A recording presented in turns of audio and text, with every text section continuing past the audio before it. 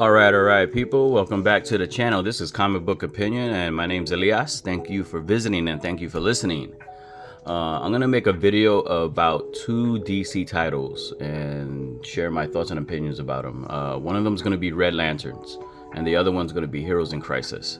So I recently went to on my comic book hunting. I recently went to the Half Price bookstore and I found a good run of this for half price. So I got each one of them for $1.50, which was a jewel. It's a very good find. So back in the day, I used to go to the library a lot and get graphic novels, and a lot of them were the Green Lanterns, New 52. One of them happened to be the Red Lanterns. And if you read about this whole lantern world, you know that there's a whole bunch of colors. And the one that I like the most, that stuck out to me, that catches my attention, are the Red Lanterns. So I'm gonna just get into it and let you know what's going on, share my thoughts.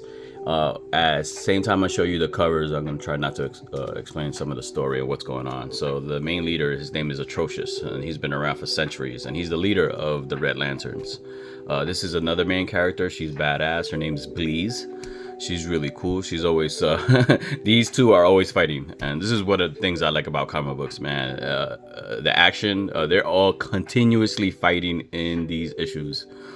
They could be talking normal, and then out of nowhere, homeboy will just smack her around, and she will turn around, smack him around. It's craziness. I love it. There's another main character. He's the only human from Earth that are in the Red Lanterns. His name is Ankor, and he's a pretty interesting character. He's awesome. So the whole thing about the Red Lantern, just like the Green Lanterns, where the green ones hold on to their willpower, the red ones hold on to what is called their rage, and it's all the hate and all the stuff that's been done wrong to them.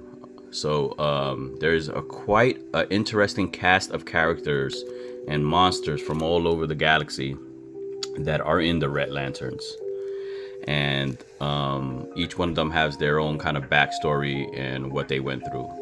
Atrocious, in the very beginning of this few issues, he is trying to find one of the guardians of the universe, which are these little blue men. Not these guys, but these little blue men. If you know anything about the Green Lantern lore, you know that they have to do a big part of the whole what's going on with the lanterns. That's what they look like. But this particular one that Atrocious is trying to get to, because he's the last one standing, his name is Krona. And he is blaming them for destroying his homeworld and his family and his kids and his wife and all this other stuff. So he's out for vengeance, man. This guy can't be stopped. At the same time, the Red Lanterns are questioning his authority and questioning his power, because he looks like he's losing it. But let me see. This is in like issue 18. I think that was the arc for the first maybe 10 issues. But when it got to around this one, he gains an extra kind of power and an extra power source. So on the planet they live on is a ocean of blood, and this ocean of blood feeds the battery source, which helps power their rings. They also get rings.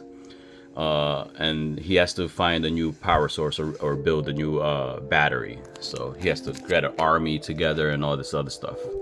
So these issues are pretty badass. The art is incredible. The color is incredible.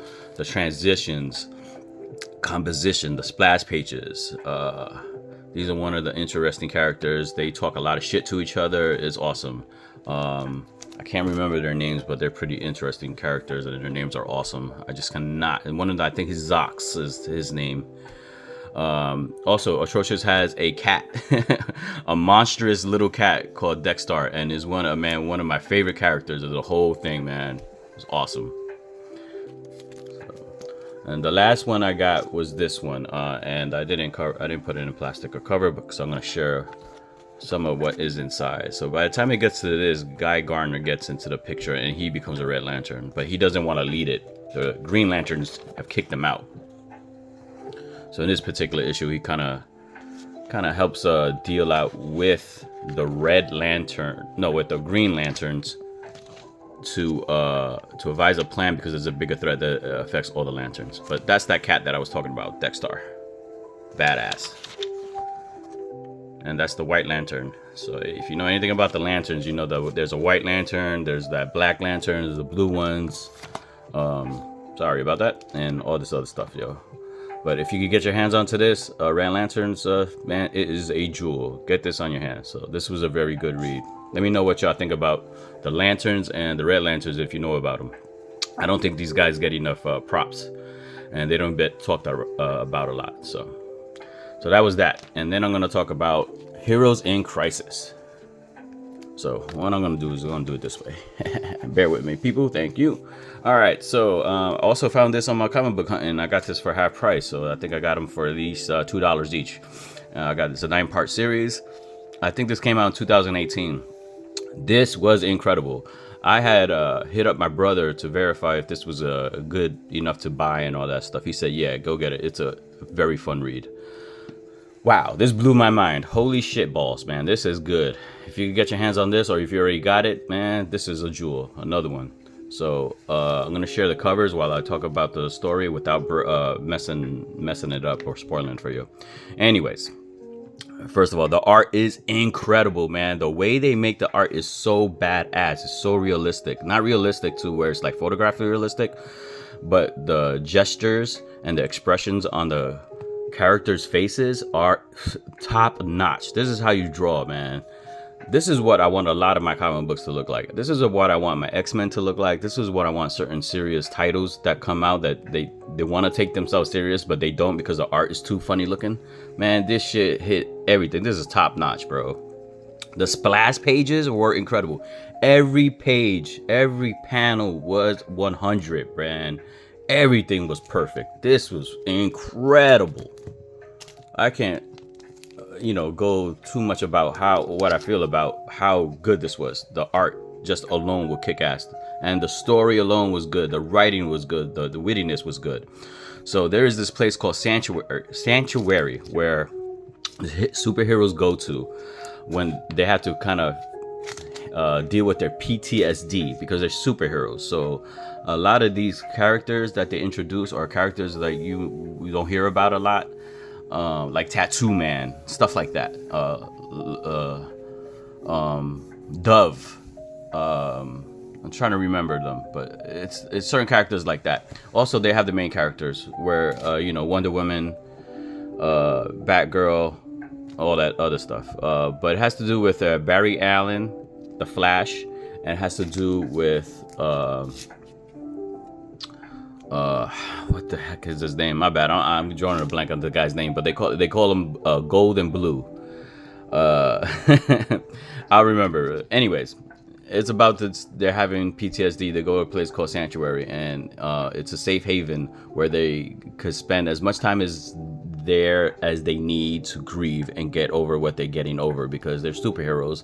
So at the same time they're saving people, a lot of people around them are dying, or some of them have been affected because of the trauma they've grown up to, that happened to them that made them become a superhero. At the same time, Harley Quinn is in there involved with it, and her and Poison Ivy are involved. So what happens in Sanctuary? Something happens where everyone dies, and Batman, Wonder Woman, and Superman investigate. And while they investigate, Baxter, I can't remember his name. Man, sorry about why I can't remember the main guy's name. Baxter Blue, whatever his name is, I don't know. I'm really bad with names, so just bear with me. I'm really bad with names. Anyways, this guy Baxter, he's the blue guy. He's one of the main superheroes. He witnesses Harley murder everyone, and Harley witnesses him murder everyone. So it's a whole big crazy thing of who to prove what and what's going on. But the overall theme, the darkness to it with the humor connected to it was incredible. This was just a perfect read. I'm glad I got this. So if you guys got this, man, props. Let me know what y'all think about it. If you're new to comic books, I'm kind of new to comic books because I used to grow up reading comic books, and I stopped for a while, for like a long time, for maybe more than 20 years or whatnot. And I recently picked up collecting comic books, so I'm still a novice to it. So I got this big gap of missing things and whatnot. Anyways, If you're brand new to comic books and you want to get into something that's gonna blow your mind, bro, get this: Heroes in Crisis. This was incredible. That's the guy, Blue. Baxter something or other. I can't remember his superhero name. Again, I apologize. I'm really bad with names. I should have wrote it down. But hey, just bear with me. All right, guys. All right, people. Thanks for listening. Thanks for tuning in. And again, if you're new to comic books and you want to get your mind blown and you want to get something really good to get into, see if they got the graphic novel available in your library or in your local comic book store. Buy this. Or just go comic book hunting like I did and find yourself a jewel. I really love it when I find jewels, and it's something like this, man. This was awesome. All right, people. Thanks for listening. This is Comic Book Opinion. My name is Elias. Have a good one.